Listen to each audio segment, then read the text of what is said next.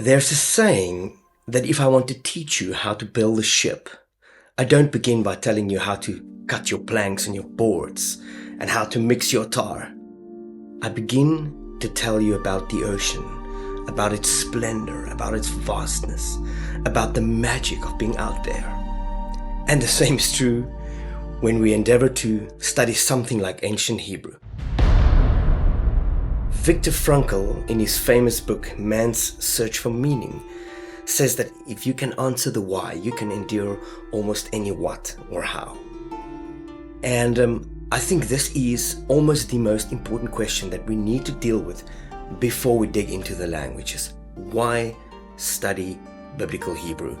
Why not just trust your favorite translation? Why not just trust the Amplified Bible that already gives you a number of words that may be possible meanings or possible interpretations for the Hebrew behind the text? We're going to look at a couple of examples now that I hope will persuade you to keep going when the going gets tough. My name is Helmut Meijer. I'm your host, but I also commit to be your fellow scholar. Biblical Hebrew is not an easy language, but it is easy enough when we do it together. So I want to welcome you on this journey and let us look at some very crucial examples that will motivate us to answer the why. The Jewish poet Chaim Nachman Bialik wrote, "Reading the Bible in translation is like kissing your new bride through a veil." That may sound extremely dramatic, but we're going to look at 5 examples just to illustrate this very interesting point. What I want to say as a disclaimer before we start, you do not need to understand the letters or the vocabulary for now. For now, I'm going to ask you to trust me. At the end of this course, you can verify whether anything that I've said is the truth. And by the way, this is something that I feel very strong about. Always in the past when we've done these Hebrew courses in person, I have asked students to go and search the scriptures for themselves. Don't believe anything that I tell you, please. The world is full of false prophets and full of false teachers. This is the very reason why we want to share the knowledge of biblical Hebrew with as many people as possible, so that we can testify, so that we can verify, so that we can look out for each other. So as we go through these 5 examples, I'm just asking you to bear this in mind. Okay, let's take the first example, and I think this is familiar with many people. Most people have heard the word shalom. Okay, when you go to Israel, shalom in English, let's just write it out. Okay, shalom, it means peace, but it also means hello and goodbye. And some secular Israelis might actually tell you, yeah, shalom means I wish you good. You know, it's not just peace in the sense of an absence of war, but it's also meaning, I mean good for you, I mean well for you. Actually, if I ask you in Hebrew, Mashlomcha, if I ask a man, how are you? Literally in Hebrew, it means, what is your wellness? Okay, so shalom in English means peace, hello, goodbye, wellness. Shalom in the modern Hebrew script, if we look at it, it consists out of a shin, a lamet, a vav, and a mem safit. Again, don't worry if it doesn't make sense now. This word actually is closer connected to the concept of completeness or wholeness. For example, on Shabbat, we say Shabbat Shalom. That means, may your day of rest be well, may it be complete, may you actually rest in the way that the gift was intended to be. Okay, so we have shalom in English, we have shalom in the modern Hebrew script, and now look at shalom in the ancient Hebrew script. Again, we have a shin, we have a lamed, we have a vav, and we have a mem. Now here we're confronted with the pictures. Okay, we're confronted with the picture of teeth, the picture of a shepherd's staff, the picture of a nail, and the picture of water or chaos. Just interpreting the pictures very basically, it sounds something like, may you be cut off from the authority that binds you to chaos. Listen to that. May you be cut off from the authority, from the rulership, from the leadership that chaos has in your life, or that binds you to chaos. Amazing.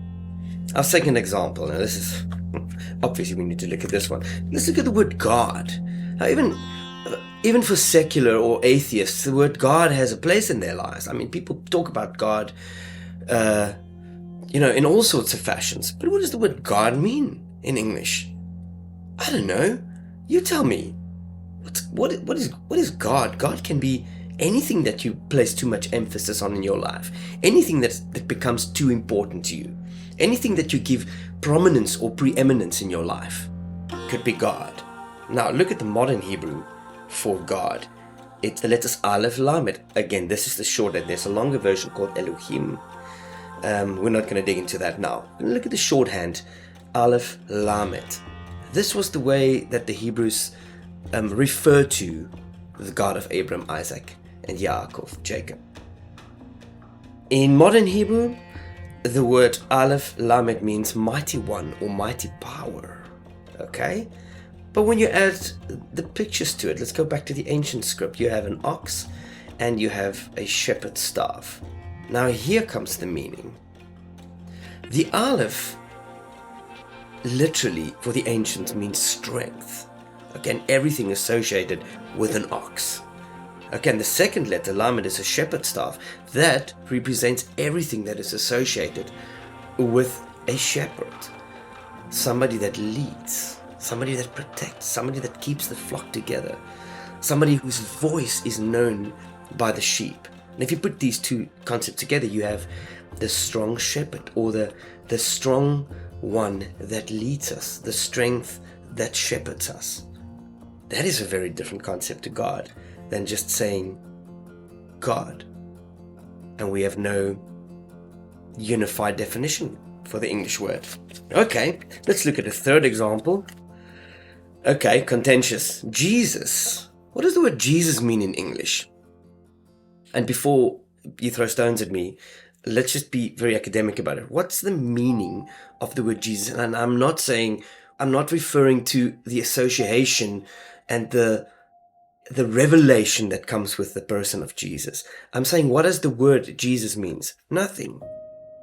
It's a transliteration of a Hebrew word into Greek, Isus, and from Isus it went into the Latinized languages in various forms. It ended up as Jesus in the English language. But when you go to the Hebrew, you have the word Yeshua or Yeshua. We'll get around to where you place the emphasis a little bit later. Now here's an interesting, in modern Hebrew, the word Yeshua means he saves, but it could also be interpreted as Yahweh is salvation, because Yeshua is the shorthand Aramaic for a Hebrew word, a Hebrew name, Yehoshua. Now you might remember Yehoshua as the guy Joshua, who actually becomes a foreshadow of the person of Yeshua or the person of Jesus. Let's go to the ancient Hebrew. Here it gets interesting. The word Yeshua consists of 4 letters. It's a yod, which is a hand, and that hand, by the way, represents servanthood. Then you have teeth, which means to cut off or to consume. Then you have the vav, which is the symbol for connection. And last you have an ayin, which is the symbol for an eye. Now I don't know how to interpret this, but just by looking at the 4 letters, I immediately spot 4 things that Yeshua has taught us about himself. A hand that serves. He's the servant. The shin. He cuts us free. He releases us. He rescues us. There's an aspect of him redeeming us, breaking us loose from the bondage of sin and death. Then the vav, which represents a tent peg, that could be seen as the nail of the cross, couldn't it? Maybe. It could also just be that the vav represents the connection between man and Yahweh, that Yeshua is the connection. And then the ayin refers to a source. He's the source. For that I don't have the answer, but what we definitely know is that the name Jesus and the name Yeshua, a lot is lost in translation. Okay, let's look at our 4th example. We're getting more contentious. Let's look at the 4-letter word for the Creator, Yud, Hey, Vav, Hey. Some people call this Jehovah, some people say Yahweh. We will look at the name Yahweh or then Jehovah or Yud, Hey, Vav, Hey in much more depth later on when we get there. But what does Yahweh mean in English? I'm just saying in English. I don't know. A lot of people would just refer to the God of the Hebrews or the God of the Jews. Or people would refer to the God of the Bible, okay?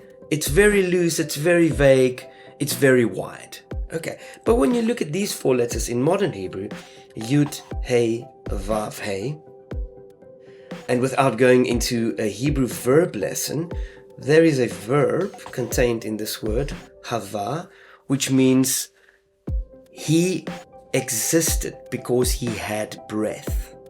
He had air in him. Okay? And when you put a yod in front of that, according to the language rules, it turns the tense around. And then it becomes present continuous. He exists because he has air. That can also be read as he exists because he had air, or he existed because he has air. It can be read any way around, but basically that becomes a present continuous tense. So it gives us insight into the character of Yahweh. And isn't it interesting? In Exodus 3, when God reveals himself to Moshe, to Moses at the burning bush, he tells him, Ehyeh, Asher Ehyeh. That is another conjugation of exactly the same verb, where he says, tell the children of Israel, the one that has air, the one that has breath, has sent you. And isn't that profound? Because all the gods, all the deities of Mitzrayim, of Egypt, were inanimate. They were dead.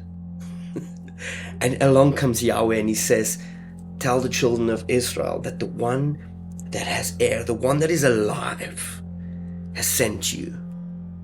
Okay, now let's go one deeper. Let's look at the ancient Hebrew for Yahweh. Here we have a hand that serves, the Yud. We have a person saying, behold. We have the nail, the Vav. And again, a Hey, a person that says, behold. So if you just look at those 4 letters from right to left, it says, a hand, behold, a nail, behold. Is there a connection? I don't know. But we're going to explore that. Fascinating. Okay, and I'm going to end off with a 5th example, and I hope by this time you go like, okay, a lot gets lost. For this reason, I think it is important that we study the text in an original language. Let's look at the English word ark for a second. I'm gonna just grab my iPad here and I'm gonna go to my Bible app, and at the top I'm going to just search the word ark. Alright, now before we go further, ark, what does ark remind you of? The first thing that comes to mind is Noah building a big boat when he was 600 years old, according to the scriptures. And then there's the Ark of the Covenant. Let's look at Ark. Okay, the first time we read of the Ark is in Genesis 6, verse 14. This is Noah's Ark. Go to the interlinear side and let's see, make an ark. It's Strong's number 8392. And that Hebrew word is teva. Okay, so question is, in English, what is an ark to you? An ark to me is a big boat, right? It's the boat that Noah built to put all the animals on, to survive a year out in the flood of the whole world. But if I look at all the occurrences of Teva, Genesis 6, 7, 8, even 9, it's all about the boat that Noah built. But check this out. In Exodus 2, verse 3, when Moses was born, Pharaoh tried to kill all the young boys, and so his mother put him in an ark. Now in English, the most translations would tell you it was a basket, okay? But wait a moment, there's something on here in Hebrew. The word teva literally means ark, but it also means a basket, okay? But what can we learn from the ancient Hebrew? Check this out. If we look at the 3 Hebrew letters, Taf, bait or veit in this case, and then behold, or the hay. It spells out the sign, and then bait is a household or a protection or a tent. The sign is contained, behold. The marker, the sign, has a dwelling place, behold. Now let's connect the dots. Let's think of the ark. Had it not been for the ark that Noah built, mankind would be gone. God actually let the covenant, the sign, be in a household, in a container, and then he says, take note, behold, Teva, ark of Noah, basket of Moses. There's another word, ark, and many of you might be familiar with the concept of the Ark of the Covenant. Now that word is a different word. That's the word Aaron. And the first question is, why do the English use the word Ark, and then it uses one English word for two very different Hebrew words? Exactly the point. This is why we need to study the text in Hebrew. Aaron, which is Aleph, Resh, Vav, and then Nun Safit, by the way, it's not Aaron, it's Aaron. It's like when you come from Mamasbury. They can do the Hebrew very good because you need to kind of write your R's. It's Aaron. Aaron in Hebrew is just simply the Ark of the Covenant. Except when it speaks about Joseph, let's just go to I'm going to search Ark of the Covenant. And let's tap on Numbers 10:33 and see, okay, here we go. Let's check this word Aaron. This is Strong's number 727. And here you can see it's the word Aaron. But check this, here we go to all occurrences. The first time is not when we read about the Ark of the Covenant in Exodus 25. The first time we read of the word Aaron in Hebrew is in Genesis chapter 50. So Joseph died being 110 years old, and they embalmed him, and he was put in a coffin in Egypt. Literally, the word Aaron means coffin or chest. Okay? But is there something we can learn from the ancient Hebrew, from the pictures? Now again, when you look at the pictures, you have the picture of an ox, an aleph. You have the picture of a man or a head. You have the picture of the nail, and you have the picture of water or chaos. How can we possibly read that? The strength of man, or the strength of the head, is connected to the seed. Stop. Just listen very closely. The strength of man, or the strength of a person, the strength of the head, is connected or is bound to the seed. This was the image that the ancient world had for putting a dead body in a coffin.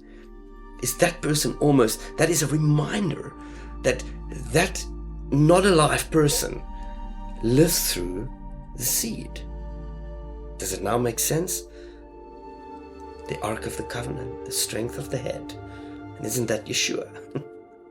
The strength of the head is connected to the seed. And when we look at the ancient Hebrew, the strength of man is connected to the seed. Isn't that exactly what the covenant is? That there was the promise of a seed through the woman in Genesis 3 verse 15. And the Ark of the Covenant remains the symbol of just that. My name is Helmut Meijer.